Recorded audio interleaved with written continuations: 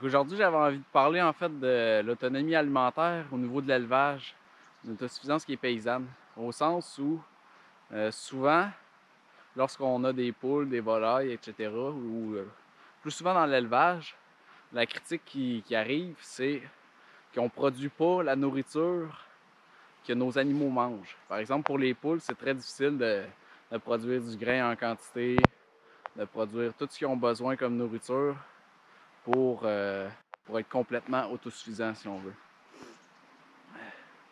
Moi, j'ai une autre perspective par rapport à ça.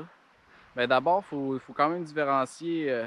Souvent, ceux qui critiquent ça, c'est des personnes qui ont une alimentation végane. Euh, Puis, ils font souvent le lien. Pour eux, c'est un peu le soja, ça pousse partout, on nourrit les bœufs, etc. Mais ils prennent pas en compte de la petite paysannerie, en fait.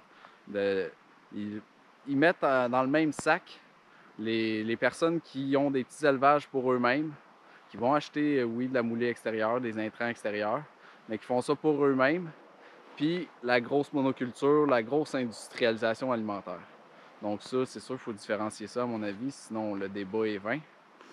Pour ce qui est justement des petits paysans, moi, ma vision, c'est plus, par exemple, au niveau de mes volailles, c'est je me considère autosuffisant d'une manière paysanne, parce qu'un paysan produit de la nourriture pour lui-même, puis il revend les surplus.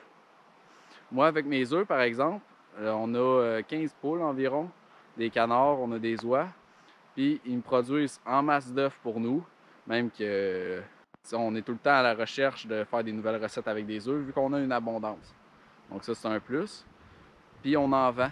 On vend des œufs à droite à gauche, les collègues de travail. On a une petite clientèle qui nous connaissent. Pas besoin d'avoir une pancarte, rien. À ce niveau de poule-là, ce niveau de volaille-là. Donc on a notre nourriture, on en vend.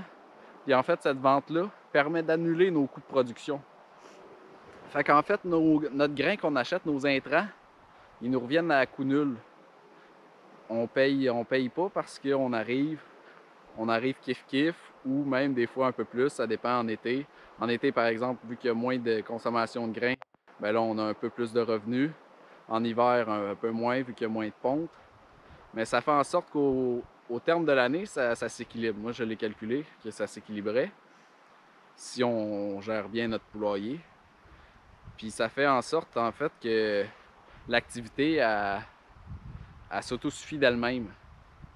Fait que oui, je suis pas complètement autosuffisant au sens où je nourris pas mes poules avec des propres gains et tout ça, mais je fais des échanges. Au final, j'arrive à coût nul. Puis la différence aussi qui est importante à prendre en considération, à mon avis, c'est que si vous avez deux poules, oui, ça peut être plus facile de produire son alimentation aux poules, par exemple. Produire du grain, etc., pour le stocker, tout faire votre alimentation vous-même, la produire. Mais ces deux poules-là, ça prend autant de temps à prendre soin, même que là, ça va en prendre plus, qu'une quinzaine de poules. C'est souvent ça dans l'élevage. Si vous avez 4 lapins, faire votre train quotidien versus si vous en avez 10, 15 lapins, c'est pas nécessairement plus long. Ça va vous prendre 15 minutes par jour, des fois moins, des fois plus. Mais il y a un certain niveau d'animaux, c'est la même chose pour toutes les autres activités, qui fait que à la petite quantité que vous avez pour vous autosuffire, puis l'autre qui est de produire une abondance d'une manière paysanne, de la revendre pour que vos coûts s'annulent, bien souvent, ça ne prend pas nécessairement plus de temps au quotidien.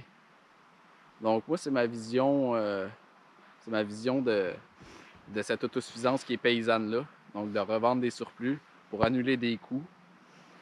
Puis ça enrichit aussi la communauté, les liens, c'est le fun, là.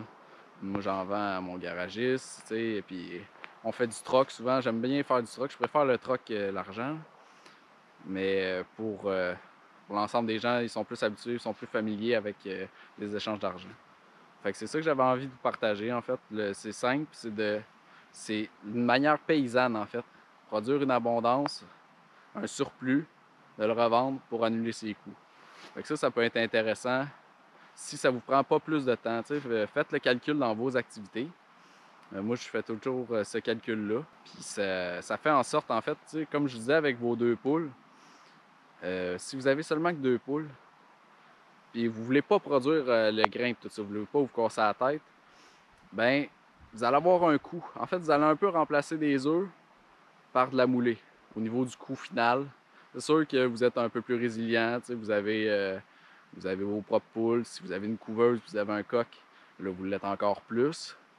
Mais ça fait en sorte que vous avez quand même, vous allez dépenser de l'argent en moulée, en intrants, pour les nourrir, qui eux vont vous nourrir. Mais si vous avez 5, 10, 15 poules, ça ne vous prendra pas plus de temps faire le train quotidien, mais vous allez dégager un surplus qui, lui, va vous permettre d'annuler votre coût. C'est aussi simple que ça. Fait que c'est juste ça que j'avais envie de vous partager. Puis je vais me sortir de ce trou de neige-là. Il y a